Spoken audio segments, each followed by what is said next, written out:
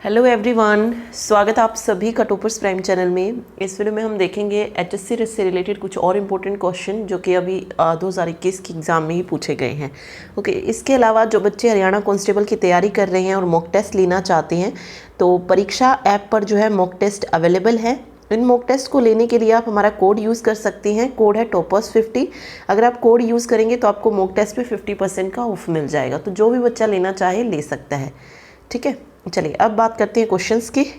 देखिए first question है, हरियाणा के पश्चिम गढ़वाल में किस नदी का उद्गम हरकी दून ग्लेशियर को माना जाता है? दोहन, घग्गर, हनुमान गंगा या फिर सरस्वती। तो पूछा गया है कि कौन सी नदी है जिसका उद्गम हरकी दून ग्लेशियर है। हरकी दून ग्लेशियर गढ़वाल ये कहाँ पर हो जाएगा? उत्तरांचल से। ठीक है, तो ये माना जाता है कि सरस्वती नदी का जो उद्गम स्थल है ये यहाँ से होता है। ठीक है, हरियाणा में ये कहाँ से प्रवेश करती है? अम्बाड़ा से करती है। फिर ये अम्बाड़ा और कुरुक्षेत्र में बहती है। उसके बाद ये संगरूर पंजाब में घग्गर नदी में मिल जाती है। ठीक है, सहायक नदियाँ पूछे सरस्वती की तो टांगरी, मारकंडा और छुटांग हो जाएंगी। ठीक है, दोहन की अगर हम बात करें, ये राजस्थान के सीकर जिले में नीम के थाने के पास मंदोली गांव से जो है मानी जाती है कि वहां से निकलती है। रेवाड़ी में ये हरियाणा में प्रवेश करती है दोहन नदी। ठीक है, और रेवाड़ी और महेंद्रगढ़ में ये बहती है। और दोहन नदी किस नदी में मिल जाती है? महेंद्रगढ़ में यमुना नदी में जो है ये मिल जाती है।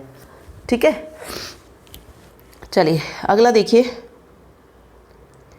अगला इसमें देखिए घग्गर है। घग्गर नदी का जो उद्गम स्थल है वो माना जाता है हिमाचल प्रदेश की जो शिवालिक पहाड़ियां हैं वहां पर डागशई है नामक कोई जगह है शिमला में, वहां से मानी जाती है कि घग्गर नदी का उद्गम स्थल वो है। हरियाणा में ये कहाँ से प्रवेश करती है घग्गर नदी? तो पिंजौर पंचकुला से जो है ये प्रवेश करती है। फिर उसके बाद ये पंचकुला, अम्बाड़ा, कैथल, फतेहाबाद, सिरसा यहाँ से जो है ये बहती है। ओके, और सिरसा के बाद ये राजस्थान में क्या होती है? विलुप्त हो जाती है। और हरियाणा की जो है दक्षिण पश्चिमी की सीमा भी कौन बनाती है? घग्गर नदी ही बनाती है। ठीक है, चलिए अगला देखिए। नेक्स्ट क्वेश्चन है, ओम प्रकाश चौटाला कितनी बार हरियाणा के मुख्यमंत्री बने? 2, 3, 4, 5। तो सबसे ज़्यादा बार जो हरियाणा के मुख्यमंत्री बने वो कौन बने? ओम प्रकाश चौटाला ही। कितनी बार रहे? 5 बार जो थे मुख्यमंत्री बने थे। तो सी ऑप्शन यहाँ पे करेक्ट हो जाएगा। ठीक है, चलिए नेक्स्ट देखिए। हरियाणा राज्य औषधीय पादप बोर्ड की स्थापना किस वर्ष की गई थी? 2003, 2005, 2002 या फिर 2004। यहाँ पे पूछा गया है राज्य औषधीय पादप बोर्ड, तो हरियाणा में इसकी स्थापना कब की गई थी? 2002 में की गई थी। तो सी ऑप्शन 2002 यहाँ पे सही हो जाएगा। नेक्स्ट देखिए, निम्नलिखित व्यवस्था का अध्ययन करें और नीचे दिए गए प्रश्नों के उत्तर दें। उक्त व्यवस्था में ऐसे कितने स्वर हैं जिसके ठीक पहले स्वर और ठीक बाद व्यंजन है? मीन्स 2 बार जो है वोवल आ रहा है और उसके बाद कॉन्सोनेंट है। ओके, तो यहाँ पे देखिए वोवल यहाँ पे है लेकिन इससे पहले कॉन्सोनेंट आ गया है तो ये नहीं होगा। यहाँ पर भी नहीं होगा। ई ए, ये देखिए एक पेयर ये बन रहा है ए ई डी। ठीक है, इसके बाद आप देख सकते हैं दूसरा पेयर जो बनेगा ई बी ए भी नहीं होगा, यू सी डी नहीं। ओके, ये हो सकता है ए यू सी। ठीक है, क्योंकि वोवल ए आई ई ओ और यू होते हैं तो ए यू और सी यहाँ पे आया है। बाकी कोई और पेयर यहाँ पे नहीं बन रहा तो 2 जो हैं हो जाएंगे। ठीक है, 2 पेयर हैं इस तरीके के। यहाँ पर ए सी दे दिया गया है, यहाँ पर भी ए सी हो गया है, यहाँ पर ए डी हो गया है तो ए ई हो गया। ये नहीं बनेगा। तो ये 2 ही पेयर ऐसे हैं जिसमें 2 वोवल एक साथ है और उससे आगे कॉन्सोनेंट है। तो 2 जो है राइट आंसर यहाँ पे हो जाएगा। ठीक है, चलिए नेक्स्ट देखिए। नेक्स्ट क्वेश्चन है, the normal pulse rate of a healthy adult is. एक स्वस्थ वयस्क की सामान्य नाड़ी दर पूछिए कितनी होती है? 90 beats per minute, 130 beats per minute, 110 beats per minute या 150 बीट्स पर मिनट। तो जो नॉर्मल पल्स रेट होती है किसी भी हेल्दी मनुष्य की, वयस्क की, वो कितनी होती है? वो होती है 90 बीट्स पर मिनट, 90 स्पंदन पर मिनट। तो फर्स्ट ऑप्शन यहाँ पे करेक्ट होगा। ओके, चलिए नेक्स्ट देखिए। वेट हाँ ठीक है, चलिए अगला देखिए। यदि निम्नलिखित प्रत्येक संख्या के तीनों अंकों को आरोही क्रम में व्यवस्थित किया जाए तो कौन सी संख्या सबसे बड़ी होगी? आरोही मतलब चढ़ता क्रम आप इसको बोल सकते हैं, असेंडिंग ऑर्डर में लगाएंगे तो सबसे पहले क्या आएगा, सबसे छोटा, और उसके बाद फिर बड़ा होता जाएगा। तो 574 को कैसे लिखेंगे, 457 लिखेंगे। 821 को 128 लिखा जाएगा, इसे 568 लिखेंगे और इसको 459 लिखेंगे। तो आप यहाँ पे देख सकते हैं जो सबसे बड़ी होगी वो होगी 568 यानी कि 658। ऑप्शन बी जो है यहाँ पे सही हो जाएगा। ठीक है, चलिए अगला देखिए, निम्नलिखित में से कौन सा एक संक्रमित रोग है, कम्युनिकेबल डिजीज बतानी, इनमें से कौन सी है। हृदय वाहिनी रोग, कैंसर, क्षय रोग या मधुमेह। कम्युनिकेबल डिजीज तो कौन सी हो जाएगी इनमें से, जो एक संक्रमित रोग है। तो राइट आंसर हो जाएगा क्षय रोग। टीबी जो होती है, ट्यूबरकुलोसिस, ये जो है क्या हो जाएगी, संक्रमित रोग हो जाएगा। ओके, नेक्स्ट क्वेश्चन देखिए। नेक्स्ट क्वेश्चन है, भारतीय नौसेना अकादमी कहाँ स्थित है। विशाखापट्टनम, मुंबई, एझिमाला या कोच्चि। तो कहाँ पे हो जाएगी भारतीय नौसेना अकादमी, भारतीय नौसेना अकादमी है एझिमाला में। ठीक है, ठीक है, भारतीय नौसेना अकादमी एझिमाला जो है, जिसको INA, ठीक है, इंडियन नेवल अकेडमी एझिमाला, इसको जो है एशिया की सबसे बड़ी नौसेना अकादमी जो है माना जाता है। और ये कहाँ पर है, केरल राज्य के कन्नूर जिले में स्थित है। ठीक है, केरल राज्य के कन्नूर में, तो एझिमाला यहाँ पर सही हो जाएगा। ठीक है, चलिए नेक्स्ट क्वेश्चन है। नेक्स्ट क्वेश्चन में पूछा गया है, निम्नलिखित में से किसे हरियाणा का लोक नाट्यशाला का पिता कहते हैं। अली बख्श, लक्ष्मी चंद, दयाचंद या मुकेश चंद। मुकेश से यादव, सॉरी। तो हरियाणा का लोक नाट्यशाला का पिता जो है ये किसको कहा जाता है, अली बख्श को कहा जाता है। तो फर्स्ट ऑप्शन अली बख्श जो है यहाँ पे सही होगा। ठीक है, चलिए नेक्स्ट देखिए। नेक्स्ट क्वेश्चन में पूछा गया है, हरियाणा का इतिहास किसने लिखा था। बनारसी दास, राम सिंह जाखड़, पंडित श्री राम शर्मा, पंडित नीकीराम शर्मा। तो ये पहले भी हम पढ़ चुके हैं। हरियाणा का इतिहास पूछे, या मैंने आपको कहा था हरियाणा की नवरत्न पुस्तक पूछी जाए, किसके द्वारा लिखी गई है, पंडित श्रीराम शर्मा के द्वारा लिखी गई है। तो ऑप्शन सी पंडित श्रीराम शर्मा सही हो जाएगा। ठीक है, चलिए अगला देखिए। नेक्स्ट क्वेश्चन में पूछा गया है,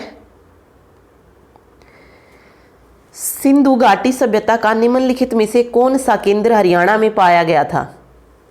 मीताथल, बिडाना, भगवानपुरा या उपरोक्त सभी। इसमें पूछा गया सिंधु घाटी सभ्यता का, तो क्या हो जाएगा राइट आंसर, डी ऑप्शन जो है सही हो जाएगा। सभी के सभी जो थे हरियाणा में पाए गए थे, मीताथल, भगवानपुरा और बिडाना। ओके, नेक्स्ट है, हरियाणा में, एक मिनट, हरियाणा में मेहंदरगढ़ किला किसके द्वारा बनाया गया था। नरेंद्र सिंह, महेंद्र सिंह, पृथ्वीराज चौहान या तात्या टोपे।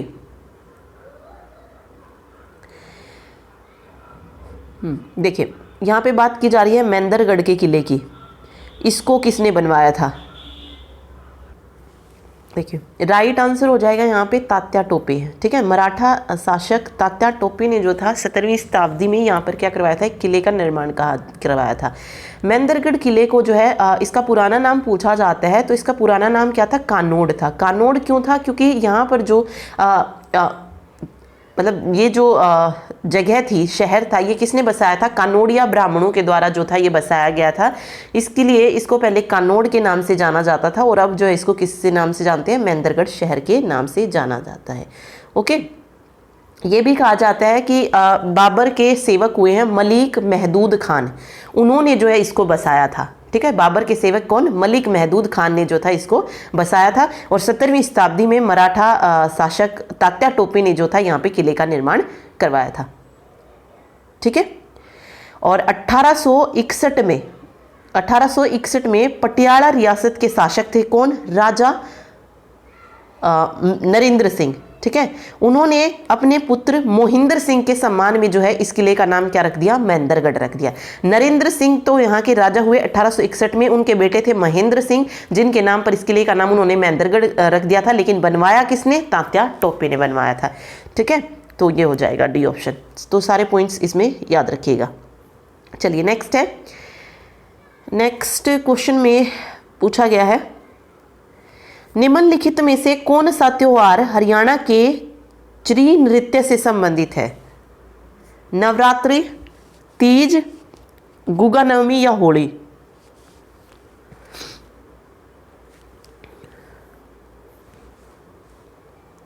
क्या हो जाएगा राइट आंसर? राइट आंसर हो जाएगा गुगा नवमी।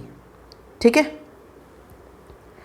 चलिए नेक्स्ट देखिए, पाक जल संधि किसके बीच स्थित है? भारत और मालदीव, मालदीव और मेडागास्कर, भारत और श्रीलंका, श्रीलंका और इंडोनेशिया। पाक जल संधि, मन्नार की खाड़ी, दोनों कुछ किसी भी तरीके से पूछा जाए, या पाक जल डमरू मध्य पूछा जाए, किन के बीच में है? ये भारत और श्रीलंका के बीच में है। ठीक है, तो किसी भी तरीके से वो क्वेश्चन दे देते हैं, तो तीनों आपको पता होने चाहिए, तो सी हो जाएगा यहाँ पे। ओके, नेक्स्ट क्वेश्चन देखिए, अर्थशास्त्र की वह शाखा जो सीमित संसाधनों के आवंटन में व्यक्तियों द्वारा निर्णय निर्माण का अध्ययन करती है, क्या कहलाती है? The dimension of economics that study how individual make decision to allocate limited resources is known as.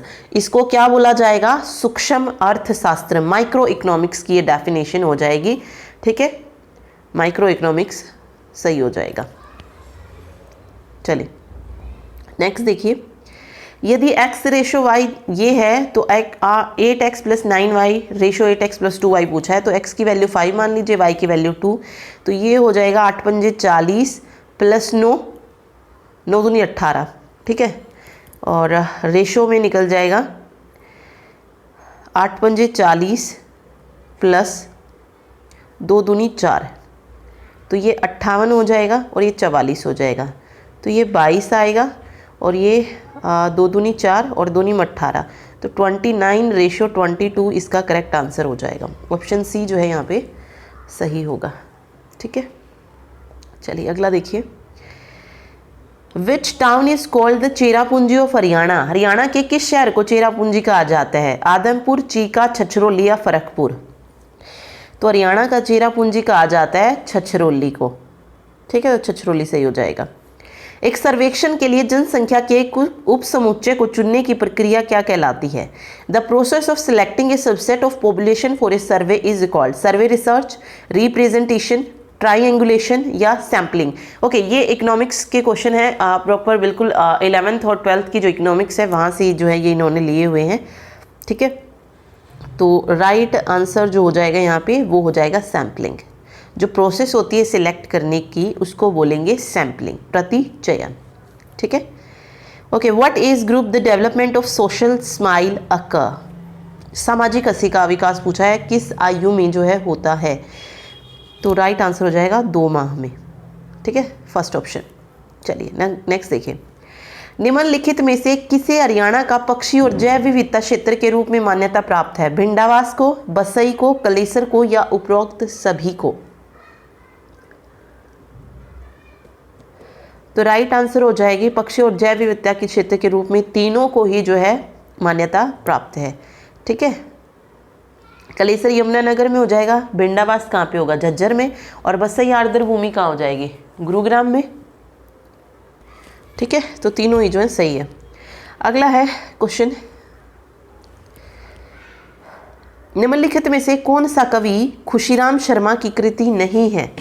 Rana निमंत्रण, युद्ध चरित, सूरसागर या गुरु गोविंद सिंह? जो इनमें से खुशीराम शर्मा की कृति नहीं है वो कौन सी हो जाएगी? सूरसागर। किसकी है? सूरदास की है। राणा निमंत्रण हो, युद्ध चरित हो, गुरु गोविंद सिंह हो, तीनों ही खुशीराम शर्मा की हैं। ठीक है, नेक्स्ट देखिए, हरियाणा के निम्नलिखित में से किस जिले की सीमा राजस्थान से जुड़ी है? अंबाला, महेंद्रगढ़, पलवल या यमुनानगर? यमुनानगर तो है नहीं। ठीक है, फिर अंबाला भी नहीं होगा, पलवल भी नहीं, महेंद्रगढ़ की जो है सीमा लगी है राजस्थान से। ठीक है, चलिए अगला देखिए, okay, A dash port transmit 1 bit data at A time. मतलब कौन सा पोर्ट है जो एक बार में 1 बिट डाटा जो है ट्रांसमिट करता है? सीरियल, पैरेलल, ओपन या सॉफ्टवेयर? तो ये करता है सीरियल। पैरेलल में क्या होगा? एक साथ जो आप बहुत सारे कर सकते हो। ठीक है, तो सीरियल यहाँ पे सही हो जाएगा। नेक्स्ट देखिए, नेक्स्ट क्वेश्चन है, dash are the pre formatted slide design that help you enter text, graphic and other things.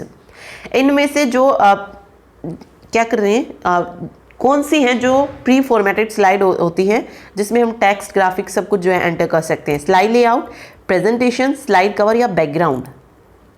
तो ये हो जाएगा स्लाइड लेआउट। ठीक है, slide layout are the pre formatted slide design that help you enter text, graphics and other things. तो first option slide layout सही होगा। ठीक है, चलिए अगला देखिए, किस वर्ष में चंडीगढ़ को भारत का पहला धुआं मुक्त शहर घोषित किया गया था। पहले भी हम कर चुके हैं, चंडीगढ़ को भारत का पहला धुआं मुक्त शहर घोषित किया गया था 2007 में। तो ऑप्शन सी यहाँ पे करेक्ट होगा। नेक्स्ट देखिए, ए और बी की उम्र का योग बी और सी की उम्र के योग से 12 अधिक है। तो ए प्लस बी की उम्र का योग बी प्लस सी की एज से 12 वर्ष अधिक है। तो सी ए से कितने वर्ष छोटा है ये पूछ लिया है इसने।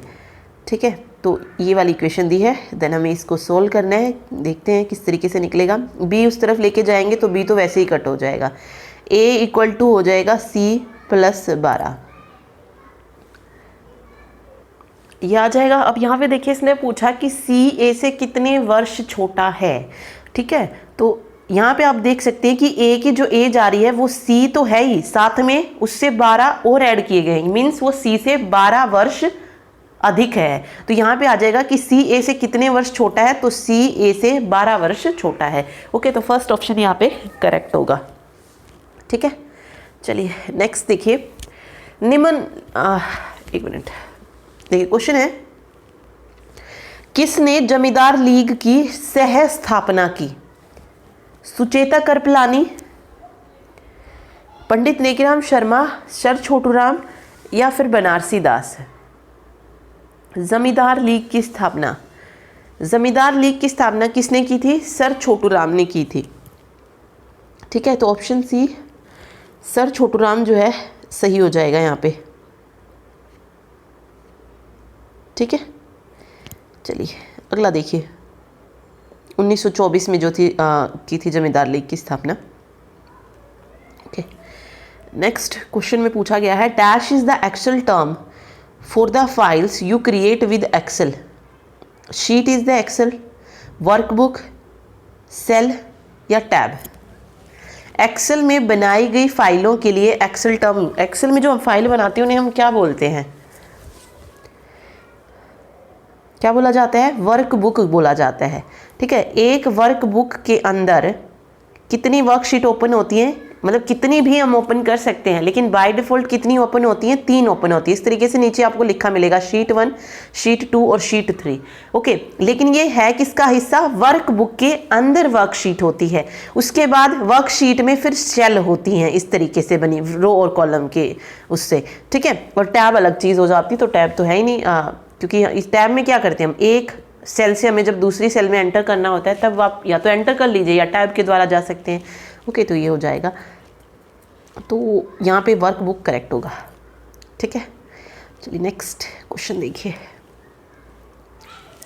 नेक्स्ट भी कंप्यूटर का क्वेश्चन है, मशीन को बूट करने के अलावा BIOS basic input output system में रूटीन का दूसरा रूप भी है जो ये सुनिश्चित करता है कि सिस्टम ठीक से काम कर रहा है और सभी अपेक्षित हार्डवेयर डिवाइस मौजूद हैं। इस रूटीन को क्या बोला जाता है, power backup, check device, power device या पावर ऑन सेल्फ टेस्ट। तो क्या बोलेंगे इसको, जो ये देख रहा है कि सारी चीज़ें सही हो रही है नहीं या हार्डवेयर डिवाइस प्रेजेंट है या नहीं, तो इसको बोला जाता है पावर ऑन सेल्फ टेस्ट। ठीक है, PST इसको बोलते हैं, PST, power on self test. तो डी ऑप्शन यहाँ पे सही हो जाएगा। चलिए नेक्स्ट है, हरियाणा के रोहतक में 1857 के विद्रोह का नेतृत्व किसने किया था। नाहर सिंह ने नहीं किया।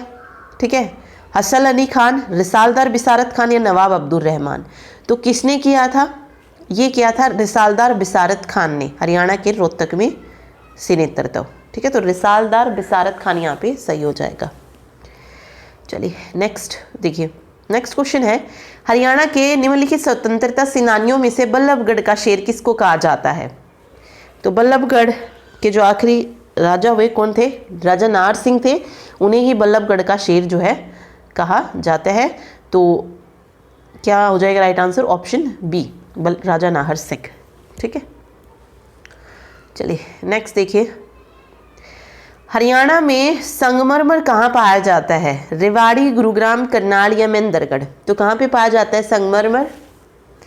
महेंद्रगढ़ में, क्योंकि खनिज महेंद्रगढ़ में ही सबसे ज़्यादा जो है हरियाणा में पाए जाते हैं और संगमरमर भी यहीं पर पाया जाता है। चलिए नेक्स्ट क्वेश्चन देखिए, किसी सांकेतिक भाषा में 786 का मतलब स्टडी वेरी हार्ड है, 958 का हार्ड वर्क पेज है, 645 का स्टडी एंड वर्क है। तो वेरी शब्द का हमें अर्थ बताना है। ठीक है, वेरी देखिए इसमें आया है, यानी कि 768 में से हो सकता है, लेकिन इसमें स्टडी और हार्ड भी आए हैं।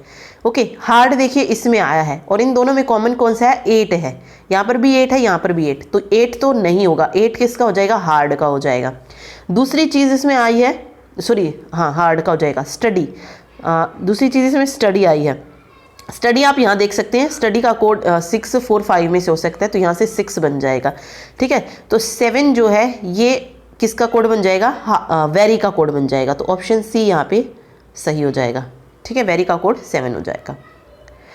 चलिए नेक्स्ट देखिए, नेक्स्ट क्वेश्चन है, भारत के संविधान में शोषण के विरुद्ध अधिकार द्वारा निम्नलिखित में से किसकी परिकल्पना की गई? मानव तस्करी और जबरन श्रम का निषेध, उपाधियों का उन्मूलन, अल्पसंख्यकों की भाषा संस्कृति का संरक्षण, खतरनाक नौकरियों में बच्चों के रोजगार पर प्रतिबंध। तो अब इसमें से देखिए शोषण के विरुद्ध अधिकार में क्या क्या जो है आता है।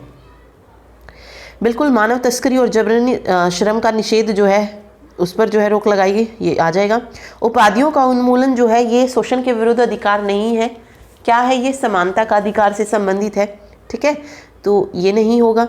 अल्पसंख्यकों की भाषा संस्कृति का संरक्षण नहीं है, बिल्कुल भी नहीं है। खतरनाक नौकरियों में बच्चों के रोजगार पर प्रतिबंध, ये है, बिल्कुल सही है ये चीज़। तो ये दो हैं जो कि शोषण के विरुद्ध अधिकार से संबंधित है, तो केवल 1 और 4 यहाँ पे सही हो जाएगा। ठीक है, चलिए अगला क्वेश्चन देखिए, नेक्स्ट क्वेश्चन है, सही सुमेलित बताना है। हाथी गुम्फा शिलालेख करावीन, गिरनार शिलालेख रुद्रधामन, ग्वालियर प्रशस्ति राजा भोज, कारा शिलालेख शिव शकंद वर्मा। ओके, इसमें से पूछा है कौन सा सही सुमेलित नहीं है। सबसे पहले दिया है हाथी गुम्फा शिलालेख, तो ये करावेल बिल्कुल सही है यहाँ पे।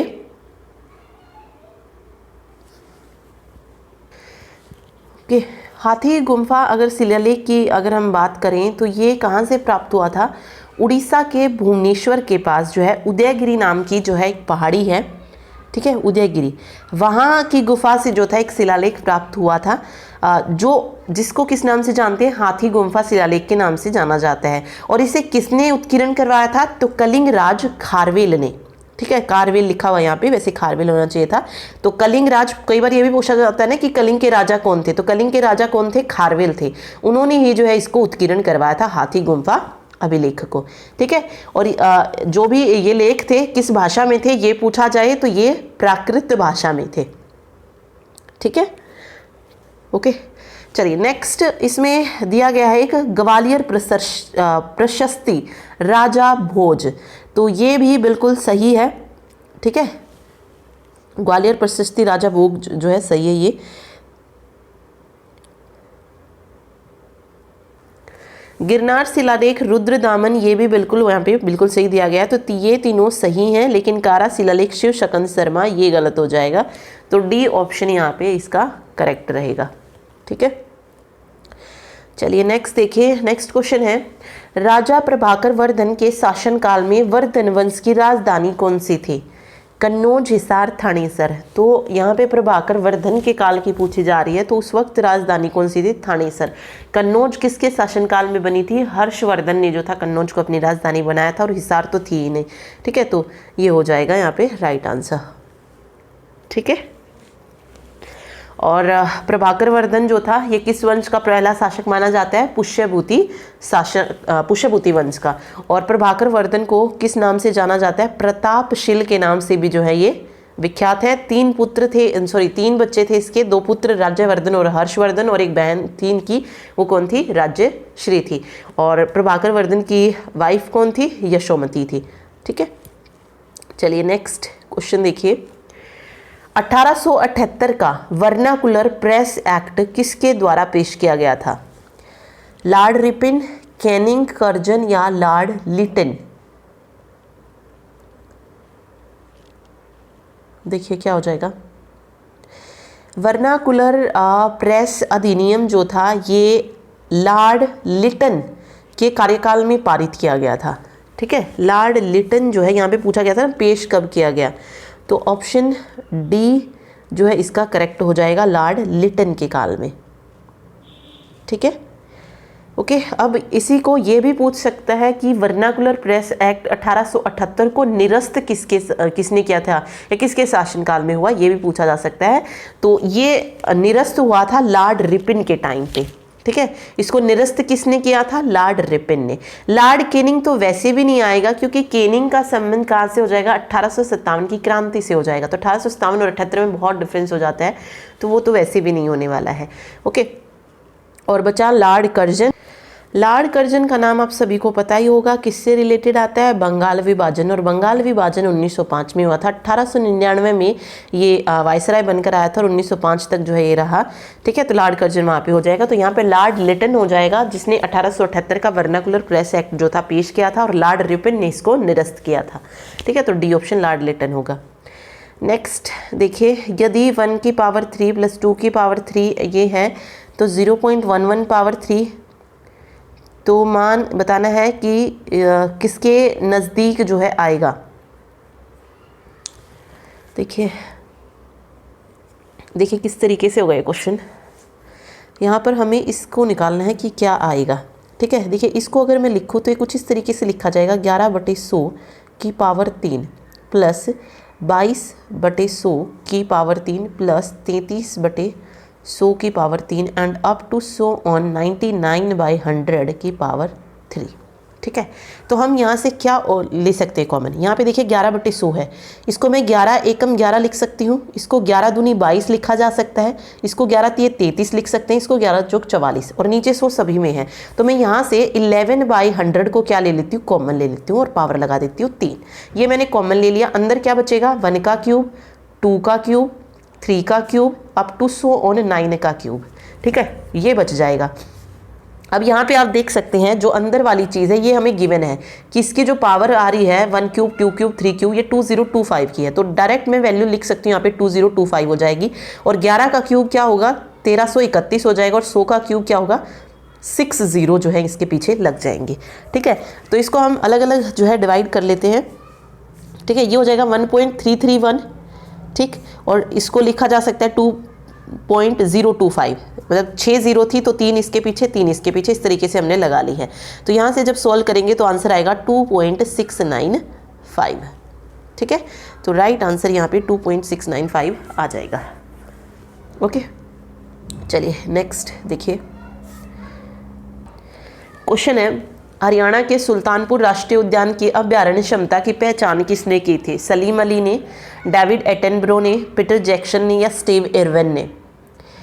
तो क्या हो जाएगा राइट आंसर? ये किसने की थी? पीटर जैक्सन ने की थी।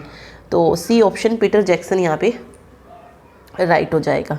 ठीक है, अगला है the response to a sender message is called. Sender message को रिस्पॉन्स करना क्या कहलाता है? रिसीवर, एनकोडिंग, फीडबैक या चैनल? तो रिस्पॉन्स करना सेंडर के मैसेज को फीडबैक बोला जाएगा, प्रतिक्रिया बोला जाएगा। रिसीवर कौन होगा? जो उसको रिसीव करेगा। ठीक है, अगर आपसे पूछे कि जो मैसेज को रिसीव करे उसको क्या बोलेंगे, तो वो रिसीवर हो जाएगा। जो उस पर रिस्पॉन्स देगा उसको फीड बोला, मतलब जो रिस्पॉन्स आएगा उसका, उसको फीडबैक बोलेंगे। ठीक है, एनकोडिंग जो है ये एनकोडिंग डिकोडिंग अलग चीज़ हो जाती है, तो फीडबैक यहाँ पे राइट आंसर रहेगा इसका। ठीक है, चलिए नेक्स्ट देखिए। इनमें से कौन सा स्थल भारत में यूनेस्को की विश्व धरोहर स्थल में नहीं है? अजंता की गुफा, ताजमहल, एलिफेंटा की गुफा या भरतपुर महल? तो कौन सा नहीं है? अजंता, एलिफेंटा और ताजमहल तीनों ही यूनेस्को की विश्व धरोहर में स्थल हैं। भरतपुर किला जो है ये नहीं है। तो डी ऑप्शन यहाँ पे सही रहेगा। हरियाणा में सबसे पश्चिमी जिला पूछा है, कौन सा है? पश्चिम की बात की जा रही है ये, तो पानीपत, सिरसा, जींद और फतेहाबाद में से कौन सा हो जाएगा? सिरसा है जो हरियाणा का सबसे पश्चिमी जिला माना जाएगा। ठीक है, डी ऑप्शन। चलिए अगला देखिए, जल की अस्थायी कठोरता को किसके द्वारा दूर किया जा सकता है? The temporary hardness of water can be removed by boiling, filtering, disinfection या क्लोरीनेशन। तो अस्थायी कठोरता को दूर किया जाता है किसके द्वारा? बॉइलिंग के द्वारा। तो उबालना जो है यहाँ पे राइट आंसर होगा। ठीक है, देखिए, among which the magnetic susceptibility does not depend on the temperature. निम्नलिखित में से किस में चुंबकीय सुग्राह्यता तापमान पर निर्भर नहीं करता? डायमैग्नेटिज्म, पैरामैग्नेटिज्म, फेरोमैग्नेटिज्म या फेराइट। तो कौन सा है जिसमें जो तापमान पर निर्भर नहीं करता है? तो वो हो जाएगा डायमैग्नेटिज्म, प्रतिचुंबकत्व। तो फर्स्ट ऑप्शन यहाँ पे सही होगा, प्रतिचुंबकत्व, डायमैग्नेटिज्म। चलिए अगला है, हरियाणा के पहले साहित्य अकादमी पुरस्कार विजेता कौन है? सुंदर विलास, उर्मी कृष्णा, विष्णु प्रभाकर या अली बख्श। तो किसको मिला था सबसे पहले साहित्य अकादमी पुरस्कार? क्या हो जाएगा राइट आंसर? विष्णु प्रभाकर जो है राइट आंसर हो जाएगा यहाँ पे। हिंदी राइटर थे ये। ओके, बहुत सारी स्टोरीज, नॉवल, प्ले इन्होंने बहुत सारे जो है लिखे हैं और इन्हीं जो था सबसे पहले साहित्य अकादमी अवार्ड जो था दिया था। फर्स्ट साहित्य अकादमी अवार्ड विनर हैं ये हरियाणा से। ठीक है, तो विष्णु प्रभाकर राइट आंसर होगा। चलिए अगला देखिए, नेक्स्ट क्वेश्चन में पूछा गया है, ब्रिटिश भारत में स्थायी बंदोबस्त किसके द्वारा शुरू किया गया था? Charles read, John Shore, Lord Cornwallis या लॉर्ड डलहौजी। ओके, स्थायी बंदोबस्त की बात की जा रही है यहाँ पे। देखिए, अंग्रेजों ने जो थी भारत में 4 पद्धतियाँ जो थी अपनाई थी। कौन कौन सी थी? इजारेदारी प्रथा थी एक, ठीक है, एक स्थायी बंदोबस्त था, एक रैयतवाड़ी थी और चौथी कौन सी थी? महालवाड़ी पद्धति थी। ठीक है, अब हमसे स्थायी बंदोबस्त पूछ लिया है, तो स्थायी बंदोबस्त जिसको जमींदारी व्यवस्था भी बोला जाता है या इसको इस्तमरारी व्यवस्था के नाम से भी जो है जाना जाता है, इसको 1793 में लॉर्ड कॉर्नवालिस ने जो था बंगाल, बिहार, उड़ीसा और यूपी, इनमें जो था यूपी और उत्तरी कर्नाटक में जो था लागू किया था। ठीक है, तो यहाँ पर लॉर्ड कॉर्नवालिस सही हो जाएगा। रैयतवाड़ी व्यवस्था जो थी ये मद्रास में की थी, किसने? टॉमस मुनरो ने। ठीक है, टॉमस मुनरो। और इजारेदारी प्रथा को जो था किसने शुरू किया था? 1772 में वारेन हेस्टिंग्स ने। ठीक है, वारेन हेस्टिंग्स ने जो था लागू करवाया था इजारेदारी प्रथा को।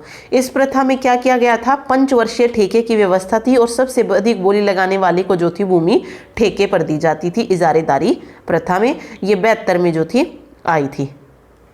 ठीक है, 1777 में क्या किया गया था? इसमें जो 5 वर्षीय ठेके की व्यवस्था थी वो घटाकर क्या कर दी गई थी? 1 वर्ष जो थी कर दी गई थी। स्थायी बंदोबस्त मैंने आपको बता दिया 1793 में लॉर्ड कॉर्नवालिस के ने जो थी शुरू की थी। इसको इस्तमरारी बंदोबस्त व्यवस्था या जमींदारी व्यवस्था के नाम से भी जानते हैं।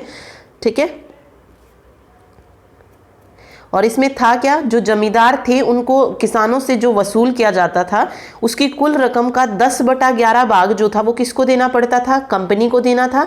और 1/11 भाग जो थे वो स्वयं रखते थे। ठीक है, और कर कौन वसूलते थे? ये भी क्वेश्चन जो है पूछा गया है अभी एचएससी में कि स्थायी मतलब क्वेश्चन ये पूछा जाता था कि किस में जो था जमींदारों को जो था किसानों से कर लेने का अधिकार था।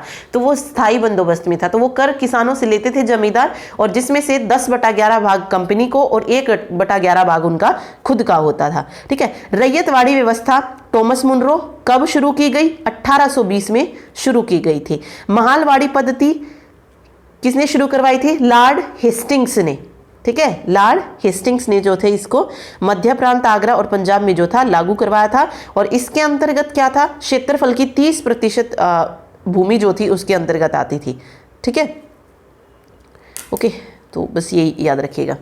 चलिए अगला देखिए, नेक्स्ट क्वेश्चन पूछा गया है, हरियाणा के पानीपत में आयोजित ऐसे योग आंदोलन की पहली बैठक का नेतृत्व किसने किया था? ऐसे योग आंदोलन की जो पहली बैठक हुई कब हुई? 1920 में हुई। और उसका नेतृत्व किसने किया था? लाला लाजपत राय ने किया था। तो सी ऑप्शन यहाँ पे सही हो जाएगा, लाला लाजपत राय। ठीक है, चलिए नेक्स्ट देखिए। ओके, कौन सा एक मच्छर जनित रोग नहीं है? ओके, जो मच्छर से नहीं होता है वो बताना है। मलेरिया, डेंगू बुखार, पीला बुखार या इनमें से कोई नहीं। ओके, इसने पूछा कौन सा एक मच्छर जनित रोग नहीं है, तो ये सारे ही मच्छर जनित रोग हैं, तो इनमें से कोई नहीं हो जाएगा। ठीक है, क्योंकि इसने नहीं है पूछा था, तो ये तीनों ही जो है मच्छर जनित रोग हैं, तो इनमें से कोई नहीं यहाँ पे राइट आंसर रहने वाला है। ठीक, नेक्स्ट है जनसंख्या का वैज्ञानिक अध्ययन क्या कहलाता है? सामाजिक संगठन, प्रजाति, जनांकिकी या संस्कृति? तो जनसंख्या के वैज्ञानिक अध्ययन को कहा जाता है जनांकिकी। सी ऑप्शन सही रहेगा। ठीक है, हरियाणा की पहली महिला राजनीतिज्ञ कौन है जिसने राज्य के राज्यपाल के रूप में काम किया था? तो हरियाणा की पहली महिला जो राज्यपाल रही, राज्य के राज्यपाल के रूप में जिसने काम किया था, कौन हो जाएगी? चंद्रावती हो जाएगी। ठीक है, हरियाणा की नहीं बनी थी क्योंकि ऑब्वियस है जो जहाँ का होता है उसको वहाँ का राज्यपाल नहीं बनाया जाता है। ठीक है, तो राइट आंसर यहाँ पे चंद्रावती जो है सही हो जाएगा। ठीक, ठीक है, तो यहाँ पे चंद्रावती। फिर ये भी पूछा जा सकता है आपसे कि कहाँ की बनी थी? ठीक है, तो ये पुदुचेरी की जो थी उपराज्यपाल बनी थी, पुदुचेरी गवर्नर बनी थी वहाँ की। ठीक है, चलिए नेक्स्ट देखिए। ओके, किसके लिए मान यह कथन सत्य होगा? मतलब इन दोनों को जब हम सॉल्व करेंगे तो हमारे पास क्या आना चाहिए? 1 आना चाहिए। तो वो किस तरीके से आ सकता है? देखिए,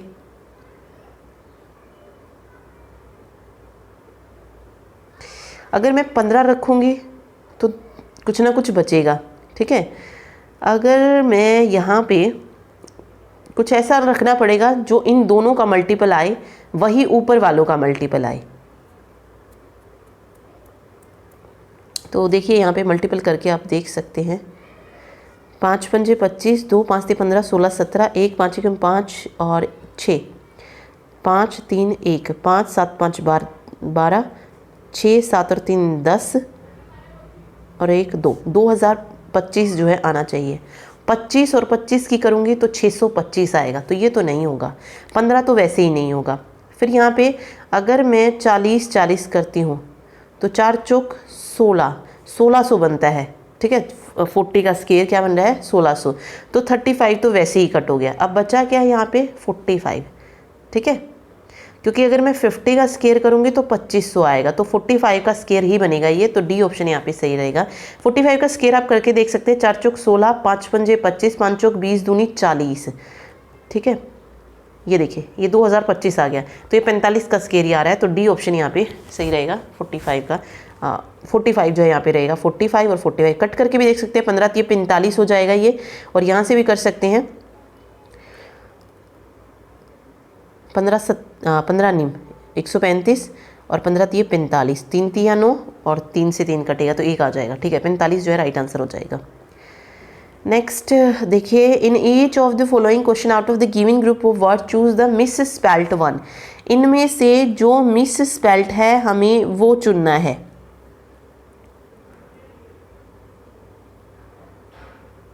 देखिए कौन सा जो है इनमें गलत है। एनिवर्सरी दिया है, एनेस्थेटिक दिया है, एक्नॉलेजमेंट दिया है, ऑल टुगेदर दिया है। कौन सा जो है इनमें से गलत हो जाएगा?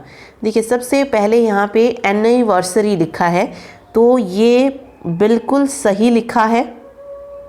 ठीक है, एनिवर्सरी ऐसे ही लिखा जाता है, तो ये बिल्कुल सही है। नेक्स्ट देखिए एनेस्थेटिक, एनेस्थेटिक गलत हो जाएगा, क्योंकि एनेस्थेटिक कैसे लिखते हैं? ANESTHETIC, ये होता है एनेस्थेटिक। ओके, तो इसीलिए बी ऑप्शन रह सही रहेगा। एक्नॉलेज, नॉलेज की स्पेलिंग आपको आती है, एंड देन मेंट लगाया है और एक लगाया है इसमें। ओके, ऑल टुगेदर बिल्कुल सही है, सिंगल एल आएगा एंड देन टुगेदर सिंपल लिखिए इसमें, तो एनेस्थेटिक यहाँ पे करेक्ट आंसर हो जाएगा। अगला देखिए लिप्रोसी, लेजर, लेनियंट या लिमरिक। तो इसमें देखिए कौन सा जो है गलत होगा। मिस स्पेल्ट हमें यहाँ पे चूज़ करना है, तो लेप्रोसी यहाँ पे बिल्कुल सही दिया गया है। उसके बाद अगर मैं बात करूँ लीनियंट की भी सही है और लिमरिक भी सही है, लेप्रोसी भी सही है। जो नहीं है वो है ये, ठीक है। इसका मतलब क्या होता है? फुर्सत। तो इसकी स्पेलिंग होती है LEISURE, यानी कि आई और ई को बदला गया है और कुछ नहीं किया गया है। तो EI होना था, IE नहीं होना था, इसलिए ऑप्शन बी यहाँ पे सही रहेगा, ठीक है। चलिए फिल इन द ब्लैंक्स है। Snow fell the hills, on the hills, on to the hills, about the hills या around the hills. Snowfall हो रही है कहाँ पे? हिल्स पे। तो क्या आएगा? अबाउट तो वैसे ही नहीं आएगा, ठीक है। अबाउट तो आप कट ही कर सकते हो। अराउंड भी नहीं होगा कि उसके चारों तरफ हो रही है, बस हिल पे नहीं हो रही है, ऐसा तो नहीं कह सकते, तो अराउंड भी नहीं होगा। स्नो फेल ऑन द हिल आएगा ना, हिल के ऊपर स्नो गिर रही है, तो ऑन द हिल जो है यहाँ पे राइट आंसर हो जाएगा, ठीक है।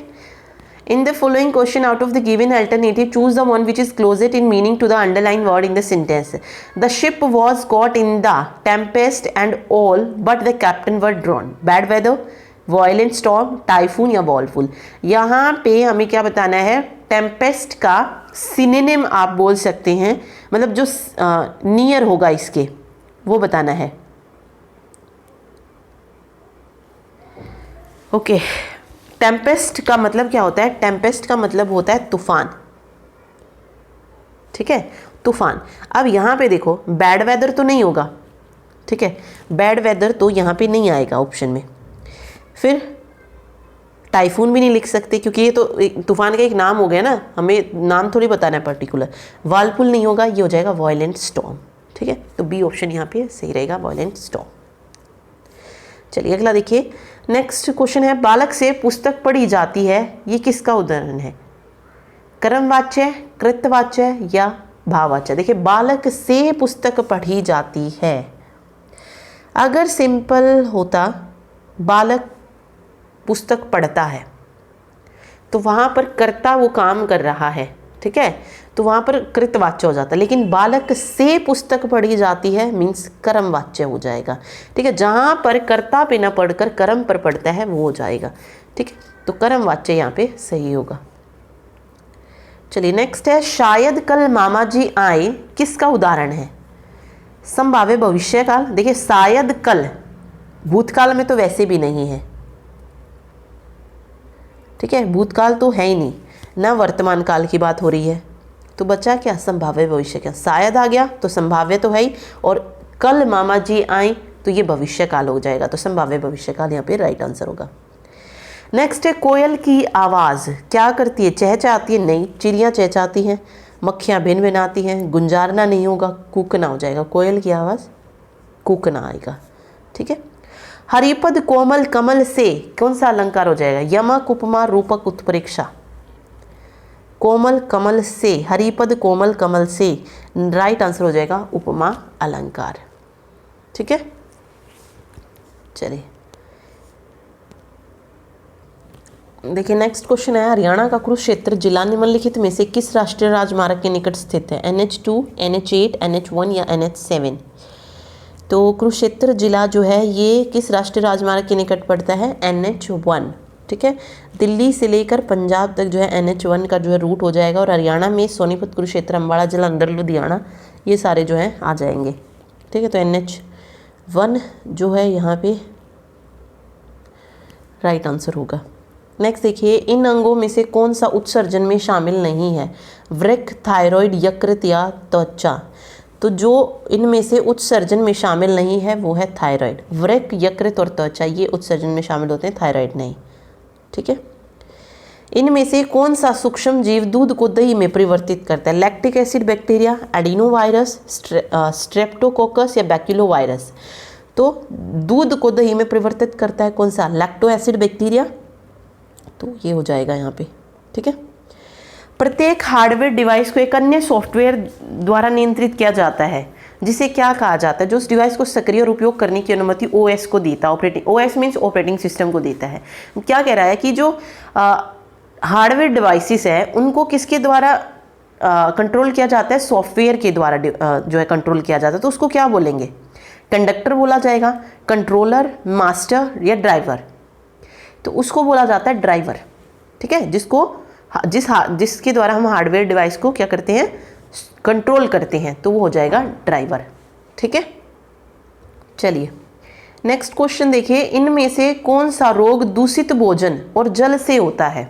मधुमेह, टाइफाइड, उच्च रक्तचाप या थायराइड विकार। यहाँ पे पूछा गया दूषित भोजन और जल से जो होता है। अब उच्च रक्तचाप तो नहीं होता, ना मधुमेह होता है, थायराइड भी नहीं होगा, बचा क्या, टाइफाइड। टाइफाइड होता है जो दूषित भोजन और जल से होता है। नेक्स्ट है, निम्नलिखित में से किसे भारतीय पुरातत्व के जनक के रूप में जाना जाता है? James Prinsep, sir Alexander Cunningham, sir William Jones या सर जॉन मार्शल। तो भारतीय पुरातत्व के जनक किसको कहा जाता है? अलेक्जेंडर कनिंघम को कहा जाता है। ठीक है, बी ऑप्शन। नेक्स्ट देखिए, A B C D E F और जी एक दीवार पर बैठे और सभी का मुख जो है पूर्व दिशा की ओर है। मान लीजिए एक दिशा है पूर्व की ओर हो जाएगा, ये लेफ्ट पॉइंट मान लीजिए, ये राइट मान लीजिए। सी जो है वो डी के ठीक बगल में है। ओके, सी डी के ठीक बगल में है। बी सबसे किनारे पर बैठा है। ओके, बी ऊपर भी हो सकता है, बी नीचे भी हो सकता है, कहीं भी हो सकता है, और उसके बगल में ई है। ठीक है, जी जो है ये ई और एफ के बीच में बैठा है। डी दक्षिण छोर से तीसरे स्थान पर बैठा है। ओके, दक्षिण छोर से तीसरे स्थान पर, हमारे काम का सिर्फ ये लास्ट लाइन लग रही है अभी, तो तीसरे स्थान पर टोटल कितने हैं आप अगर आप देखेंगे तो 7 है। तो 2 3 4 5 6 और 7, यहाँ से तीसरे पर 1 2 3 यहाँ पर बैठा है कौन? डी। ठीक है, तीसरे छोर पर। अब देखिए जी जो है वो ई और एफ के बीच में है। बी सबसे किनारे पर बैठा है और उसके बगल में ई है, तो बी ई तो दोनों तरफ हो सकते हैं भाई। सी जो है वो डी के ठीक दाएं ओर है, दाएं ओर है तो यहाँ हो जाएगा। अब अगर सी यहाँ पे आ गया है, ओके, तो यहाँ पे ऊपर क्या आ जाएगा? ऊपर हो जाएगा बी सबसे किनारे पर बैठा है और उसके बगल में ई बैठा है, ये हो जाएगा। जी जो है ये ई और एफ के बीच में है, तो ये हो जाएगा। यहाँ पे बचा क्या? अब यहाँ पे ए बचा है, तो ए हो जाएगा ये। ठीक है, अब इसने बोला कौन सा जोड़ा सबसे किनारे पर बैठा है, तो ए और बी जो है किनारे पर बैठे हैं। ठीक है, तो फर्स्ट ऑप्शन ए बी सही हो जाएगा। ओके, चलिए नेक्स्ट देखिए, मानव रक्त में कौन सी कोशिकाएं हैं जो बहुतायत में मिलती हैं? श्वेत, लाल, ल्यूकोसाइट, न्यूट्रोफिल। तो मानव रक्त में जो होता है, ह्यूमन जो ब्लड होता है, उसमें कौन सी कोशिकाएं मिलती हैं? उसमें पाई जाती हैं आरबीसी। ठीक है, रेड ब्लड सेल्स, तो लाल रक्त कणिकाएं। दी गई संख्याओं के समूह से उस संख्या को चुनें जो अन्य से अलग हो। देखिए यहाँ पे कौन सा अलग हो जाएगा? 59 ही जो है यहाँ पे अलग दिख रहा है, क्योंकि बाकी सारी क्या है? सम संख्याएं आप बोल सकते हैं इसको, ये विषम हो जाएगी, तो सी हो जाएगा।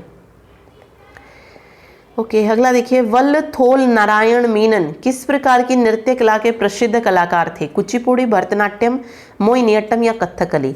तो वल्लथोल नारायण मेनन ये जो थे ये कथकली नृत्य के। आई थिंक ये क्वेश्चन पूछा गया था अभी पुलिस में, आपने देखा होगा शायद, मे भी शायद आया था कोई किसी का नाम था नृत्य क्लास की प्रसिद्ध कलाकार, मे भी ये हो सकता है, वो भी कथकली के ही थे। ठीक है, तो डी ऑप्शन कथकली यहाँ पे रहने वाला है। चलिए अगला देखिए, सामान्य जुकाम डैश विषाणु द्वारा होता है? Retrovirus, herpes simplex virus, rhino virus, human immuno deficiency virus. तो किन विषाणुओं के द्वारा होता है जो सामान्य जुकाम होता है? वो होता है राइनो वायरस विषाणुओं के द्वारा। तो ऑप्शन सी राइनो वायरस सही होगा। ठीक है, चलिए नेक्स्ट देखिए, नेक्स्ट क्वेश्चन है, पंडित श्रीराम शर्मा ने हरियाणा के निम्नलिखित में से किस साप्ताहिक समाचार पत्र को प्रकाशित किया था? हरियाणा समाचार, हरियाणा तिलक, संवाद तिलक या उपयुक्त सभी। तो राइट आंसर हो जाएगा हरियाणा तिलक नामक जो था साप्ताहिक अखबार को प्रकाशित किया था पंडित श्रीराम शर्मा ने। कब? 18 मार्च 1923 को। ठीक है, तो बी ऑप्शन जो है यहाँ पे 15 का क्या हो जाएगा? करेक्ट हो जाएगा। नेक्स्ट क्वेश्चन देखिए, नेक्स्ट है, निम्नलिखित में से कौन सा हमारे भोजन में थोड़ी मात्रा में आवश्यक होता है? विटामिन, विषा, कार्बोहाइड्रेट या प्रोटीन्स। जो थोड़ी मात्रा में आवश्यक होता ही होता है वो होते हैं विटामिन्स। ठीक है, तो फर्स्ट ऑप्शन विटामिन यहाँ पे करेक्ट होगा। मानव श्वसन तंत्र में नासिका कक्ष डैश में खुलते हैं, ब्रोंकाई, ब्रोंकियोल, ग्रसनी या एलिवियोली। नासिका जो कक्ष है मानव श्वसन तंत्र में वो कहाँ पर खुलते हैं? तो राइट आंसर हो जाएगा ग्रसनी में खुलते हैं, तो ऑप्शन सी ग्रसनी यहाँ पे सही रहेगा। भूमध्य रेखा निम्नलिखित में से किस देश से नहीं गुजरती है? चिली, इक्वेडोर, ब्राजील या मालदीव।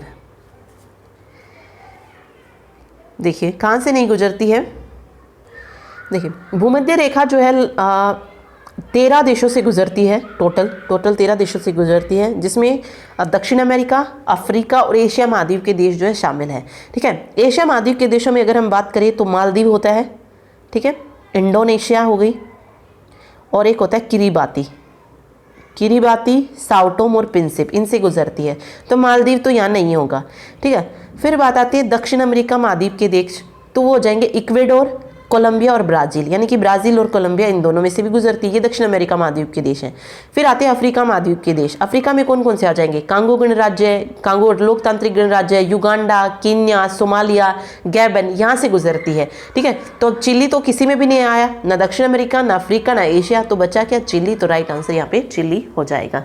ठीक है, चलिए नेक्स्ट क्वेश्चन देखिए। पृथ्वीराज रासो किसने लिखा था? निश्चल दास, बनवारी दास, चांद बरदाई या पुष्पदंत। पृथ्वीराज रासो लिखा था चंद्र बरदाई ने। ठीक है, पृथ्वीराज रासो की अगर हम बात करें तो ये हिंदी भाषा में लिखा एक महाकाव्य है, जिसमें पृथ्वीराज चौहान के जीवन और चरित्र का वर्णन जो है किया गया है। इसके रचयिता चंद्र बरदाई हो जाएगी या चांद बरदाई हो जाएंगे। ओके, और ये पृथ्वीराज के बचपन के मित्र और उनके राजकवि थे, तो सी ऑप्शन चांद बरदाई जो था यहाँ पे राइट आंसर होगा। नेक्स्ट देखिए, राव तुलाराम निम्नलिखित में से किसके लिए जाने जाते हैं? हरियाणा से 1857 के विद्रोह का एक महत्वपूर्ण नेता, हरियाणा के एक कवि, हरियाणा के एक थिएटर कलाकार या हरियाणा के राजा। ना तो ये राज्यपाल बने, ना कोई थिएटर कलाकार थे, ना ये कवि थे। ये किस टाइम पे थे? 1857 के टाइम पे थे। इनका जन्म हुआ था 9 दिसंबर 1825 को और निधन हुआ 1863 में। ठीक है, 1857 के पहला जो भारतीय स्वतंत्रता संग्राम हुआ, उनके प्रमुख नेताओं में से एक थे राव तुलाराम। ठीक है, हरियाणा राज्य में इन्हें राजनायक जो है माना जाता है। राजनायक पूछा जाए किसको कहा जाता है, तो राव तुलाराम को जो है कहा जाता है। ठीक है, तो यहाँ पे फर्स्ट ऑप्शन सही हो जाएगा। उपाधि कौन सी दी गई थी राव तुलाराम को? राव बहादुर की उपाधि जो थी इन्हें प्राप्त हुई थी। राव बहादुर की उपाधि जो थी राव तुलाराम को दी गई थी। ठीक है, ओके, चलिए रेवाड़ी से ये अहीरवाल राजवंश से संबंधित रखते थे। इनका जन्म स्थानीय वैसे पूछा जाता है तो रेवाड़ी हो जाएगा। और मृत्यु भी पूछी जाती है, तो मृत्यु इनकी काबुल अफगानिस्तान में जो थी इनकी मृत्यु हुई थी 1863 में। ठीक है, 37 साल के थे ये उस वक्त। चलिए, पेचिस के कारण जो थी इनकी मृत्यु हुई थी काबुल में 1863 में। नेक्स्ट क्वेश्चन देखिए, नेक्स्ट है पेंसिलिन की खोज किसने की? Antonie van Leeuwenhoek, Alexander Fleming, Robert Koch या लुईस पास्चर। तो फ्लेमिंग ने जो थी पेंसिलिन की खोज की थी, तो अलेक्जेंडर फ्लेमिंग इसका करेक्ट आंसर होगा। ठीक है, चलिए नेक्स्ट देखिए। ओके, आगे जाने से पहले एक बार इनके बारे में पढ़ लेते हैं कि ये किससे रिलेटेड है। सबसे पहले यहाँ पे देखिए नाम आता है रॉबर्ट कोच का। रॉबर्ट कोच ने जो है कोलेरा, क्षयरोग और एंथ्रेक्स इन जैसी बीमारियों पर जो था गहन अध्ययन किया था। ठीक है, और इन्हीं के द्वारा इसने ये साबित किया था कि जो मतलब बहुत सारे रोग हैं जो वो किसके कारण होते हैं? सूक्ष्म जीवों के कारण होते हैं। ठीक है, तो इन्होंने जो था इनका अध्ययन किया था और सन 1905 में रॉबर्ट कोच को जो था नोबेल पुरस्कार से भी जो था सम्मानित किया गया था। तो इनका नाम जो है इस तरीके से पूछा जाता है। चिकित्सा में इन्हें नोबेल पुरस्कार मिल चुका है। फिर बात आती है किसकी? एंटोनी वॉन ल्यूवेनहॉक और लुईस पास्चर यहाँ पे दिए गए हैं। तो एंटोनी वॉन लीeuwenhoek का क्वेश्चन आता है सूक्ष्मदर्शी का आविष्कार किसने किया था, ठीक है। तो ये किसने किया था, एंटोनी वॉन लीeuwenhoek ने किया था। और तीसरा नाम जो आता है यहाँ पे लुईस पास्चर का, रेबीज़ का टीका पूछा जाता है कि रेबीज़ के टीके का जो था सफल परीक्षण किसने किया था, तो फ्रेंच वैज्ञानिक थे लुईस पास्चर, उन्होंने किया था, ठीक है। और पेनिसिलिन की खोज अलेक्जेंडर फ्लेमिंग हो जाएगी। चलिए नेक्स्ट है, नेक्स्ट क्वेश्चन में देखिए क्या कहा गया है। एक रोग जो एक व्यक्ति से दूसरे में चला जाता है क्या कहलाता है, गैर संक्रामक, जन्मजात, गैर संक्रामक या संक्रामक। तो एक रोग जो एक व्यक्ति से दूसरे में चला जाता है उसको बोला जाता है संक्रामक रोग, जो फैलने वाला रोग होता है ना एक से दूसरे में। तो डी ऑप्शन यहाँ पे सही हो जाएगा, ठीक है। संप्रेषण की प्रक्रिया में से इनमें से कौन सा स्रोत है, संदेश, प्रेषक, प्राप्तकर्ता या चैनल। मतलब जो आई थिंक इसमें पूछा है कम्युनिकेशन में जो सेंडर होता है वो कौन होता है, स्रोत, तो वो प्रेषक हो जाएगा। तो बी ऑप्शन यहाँ पे सही होगा, ठीक है। चलिए अगला देखिए, निम्नलिखित व्यवसाय का अध्ययन करें और प्रश्नों के उत्तर दें। यदि उक्त व्यवस्था से सभी ए को निकाल दिया जाए तो उक्त व्यवस्था की बाईं ओर से 11वां अक्षर, बाईं ओर से 11वां अक्षर ए को नहीं काउंट करेंगे तो 1 2 3 4 5 6 7 8 9 10 11, यू जो है यहाँ पे सही हो जाएगा बाईं ओर से 11वां अक्षर। तो 24 का डी ऑप्शन यू जो है राइट आंसर होगा, ठीक है। चलिए ओके, नेक्स्ट क्वेश्चन पूछा गया, हरियाणा की सबसे पुरानी नहर कौन सी है, गुड़गांव, भिवानी, पश्चिमी पूर्वी या जवाहरलाल। तो सबसे पुरानी नहर हरियाणा की कौन सी है, पश्चिमी और पूर्वी नहर जो है ये हरियाणा की सबसे पुरानी नहर है, पुरानी और प्रमुख नहर है, ठीक है। नेक्स्ट देखिए, निम्नलिखित में से कौन सी रक्त का थक्का जमने में शामिल है, प्लाज्मा, आरबीसी, डब्ल्यूबीसी या प्लेटलेट्स। तो रक्त का थक्का जमने के लिए किसकी जरूरत होती है,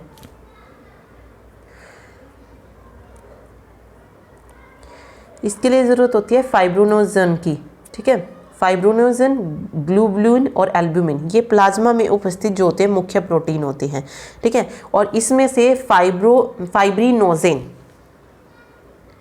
फाइब्रिनोजेन ये जो है ये रक्त थक्का बनने या सकंदन में जो है सहायक होती है। तो यहाँ पर आंसर 26 का क्या हो जाएगा, प्लाज्मा नहीं, ओके एक मिनट, प्लाज्मा नहीं होगा इसमें, प्लेटलेट्स आएगा, वेट, ओके यहाँ पे राइट आंसर प्लेटलेट्स रहेगा। अगर आपसे प्रोटीन पूछा जाता है कि कौन से प्रोटीन रक्त के थक्का जमने में शामिल है तो वो फाइब्रोनोजेन हो जाएगा जो कि प्लाज्मा में होता है, ठीक है। तो यहाँ पे वैसे आंसर प्लेटलेट्स रहेगा जो कि रक्त का थक्का जमने में के लिए ज़रूरी होता है, ठीक है।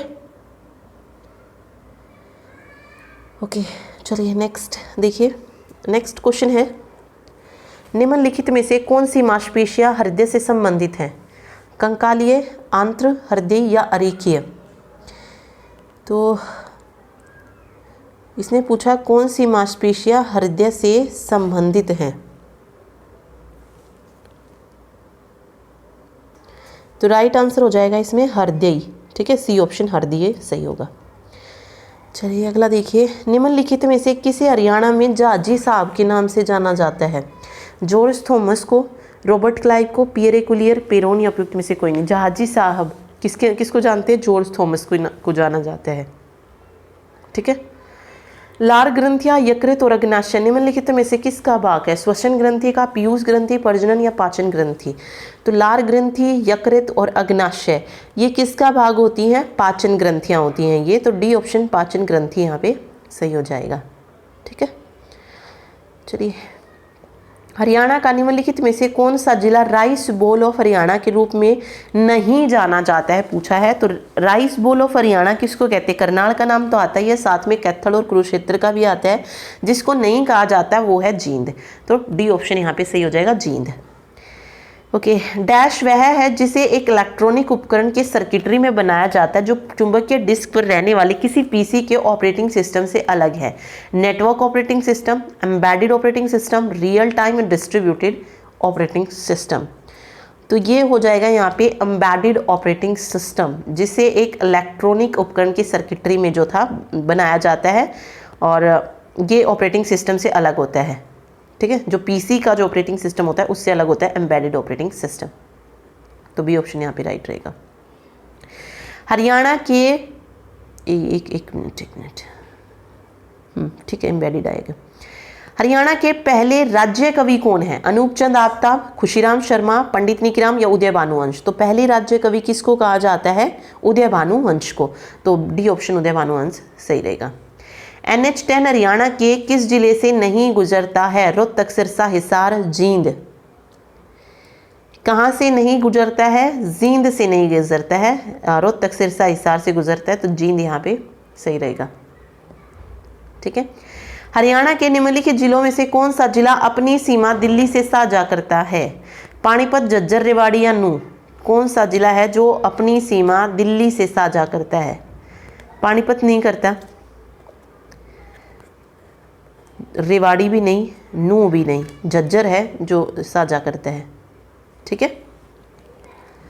एक परिवार में पिता ने केक का 1/4 हिस्सा लिया जो कि अन्य प्रत्येक सदस्य द्वारा लिए गए हिस्से का 3 गुना था। परिवार के कुल सदस्यों की संख्या बतानी थी। देखिए किस तरीके से होगा। यहाँ पे हमें क्या मान लेंगे? हम मान लेंगे कि जो फैमिली मेंबर्स को हम मान के चलते हैं कि परिवार के कुल सदस्यों की संख्या पूछी ना हमसे, तो हम मान लेते हैं कि परिवार के टोटल जो सदस्य थे वो थे x+1। x तो सदस्य आ गए और एक कौन हो गया? जो पिता था वो हो गया। ठीक है, तो उसको हमने 1 अलग से ऐड कर लिया है। x+1 जो है हमने सदस्यों की संख्या जो है यहाँ पे ले ली है। अब फादर का हिस्सा कितना था? ये तो मेंबर आ गए, टोटल मेंबर आ गए, और इसी से हमें आखिर में निकालना है। अब देखिए यहाँ पे फादर का हिस्सा कितना है? 1/4 है, 1/4 है। ठीक है, बाकी मेंबर्स का हिस्सा कितना हो जाएगा? कितना बचा है? 3 गुणा 4 था। ठीक है, 3 गुणा, यहाँ से अगर मैं टोटल हिस्से में से माइनस करूंगी तो मेरे पास 3/4 आएगा। तो शेयर ऑफ ईच मेंबर कितना हो जाएगा? 3/4x हो जाएगा, 3/4x हो जाएगा, x नीचे आएगा। ओके, उसके बाद अगर आप यहाँ पे देखेंगे, इसने पूछा है, इसने फिर कहा है कि अन्य प्रत्येक सदस्य द्वारा लिए गए हिस्से का 3 गुना है जो पिता ने केक का हिस्सा लिया। तो पिता के केक का हिस्सा कितना है? 1/4 है, और ये बराबर है इनके 3/4 हिस्से के। ठीक है, तो 4 से 4 कैंसिल, x इधर जाएगा, तो x कितना हो जाएगा यहाँ पे? ओके, यहाँ पे 3 × रहेगा ना। वेट एक मिनट। इसने कहा था ना ये कि प्रत्येक सदस्य द्वारा लिए गए हिस्से का 3 गुना है, तो प्रत्येक सदस्य का हिस्सा कितना था? 3/4x, और उसके 3 गुणे के बराबर कितना आ रहा है? 1/4 आ रहा है। तो हमें ये इस तरीके से लिखना था, 4 से 4 कैंसिल, x की वैल्यू कितनी आ जाएगी? 9। अब हमने बतानी है टोटल सदस्यों की संख्या। टोटल सदस्यों की संख्या कितनी मानी थी हमने? x+1, x की वैल्यू 9 आई है, और एक उसका फादर था, तो टोटल कितने हो जाएंगे? 10 हो जाएंगे। तो ऑप्शन सी यहाँ पे करेक्ट रहेगा, 10। ओके, ये भी अभी पुलिस के एग्जाम में ये क्वेश्चन भी देखने को मिला था। एज इट इज क्वेश्चन जो था दिया गया था, और ये पहले भी आ चुका है क्वेश्चन। ठीक है, चलिए नेक्स्ट देखिए। नेक्स्ट क्वेश्चन में पूछा गया है, क्या पूछा गया देखिए, अमावस्या में भोजन कितनी देर के लिए रहता है? 10 से 15 घंटे, 4 से 5, 15 मिनट या 30 मिनट? पत्रिका के अनुसार तो 4 से 5 घंटे जो है अमावस्या में भोजन रहता है। ठीक है, तो बी ऑप्शन सही रहेगा। हरियाणा का सबसे उत्तरी जिला पूछा है कौन सा है? तो सबसे उत्तर में कौन सा है? पंचकुला है। ठीक है, जो चंडीगढ़ से लगता है, तो डी ऑप्शन सही रहेगा। उच्च रक्तचाप को क्या कहते हैं? मधुमेह, एंजाइना, हाइपरटेंशन या एथेरोस्क्लेरोसिस? तो उच्च रक्तचाप को क्या बोला जाता है? उच्च रक्तचाप को बोलते हैं हाइपरटेंशन। सी ऑप्शन जो है सही रहेगा। नेक्स्ट देखिए, निम्नलिखित में से कौन सा वैश्विक स्तर पर सामान्य पोषण संबंधी रोग है? ओके, पोषण संबंधी रोग बताना है इनमें से, तो वो है लोहे की कमी, एनीमिया। ठीक, हड़प्पा स्थल कोटदीजी किस नदी के बाएं किनारे पर स्थित है? रावी, सिंधु, सतलुज या ब्यास? तो कोटदीजी जो है ये किस नदी के बाएं किनारे पर स्थित है? ये है सिंधु नदी के। ऑप्शन सी रहेगा। अपरिपक्व फलों में क्या पाया जाता है? Tartaric acid, benzoic acid, acrylic acid या सिट्रिक एसिड? जो अपरिपक्व फल होते हैं, पूरी तरीके से नहीं जो पके होते वो, तो क्या पाया जाता है उसमें? सिट्रिक एसिड पाया जाता है। ठीक है, पानीपत की तीसरी लड़ाई किसके बीच लड़ी गई थी? अहमद शाह अब्दाली और मराठा, मराठा और मुगल, मोहम्मद शाह और मराठा, मोहम्मद शाह और नादिर शाह? तीसरी लड़ाई 1761 में किसके बीच? अहमद शाह अब्दाली और मराठा। तो फर्स्ट ऑप्शन यहाँ पे सही हो जाएगा। कौन सा लाल रक्त कणिकाओं में उपस्थित लाल रंग का लोहधारी वर्णक है? हीमोग्लोबिन, एल्बुमिन, ग्लोब्यूलिन या फाइब्रिनोसिन? लाल रक्त कणिकाओं में आरबीसी में लाल रंग का बताना है कि कौन, मतलब किस कारण होता है। तो राइट आंसर हो जाएगा, मतलब कौन सा वर्णक होता है, हीमोग्लोबिन होता है। हरियाणा में हिसारे फिरोजा क्या है, नहर प्रणाली, किला, डैम या संग्रहालय। हिसारे फिरोजा क्या है, किला है, हिसार का जो किला है, ठीक है।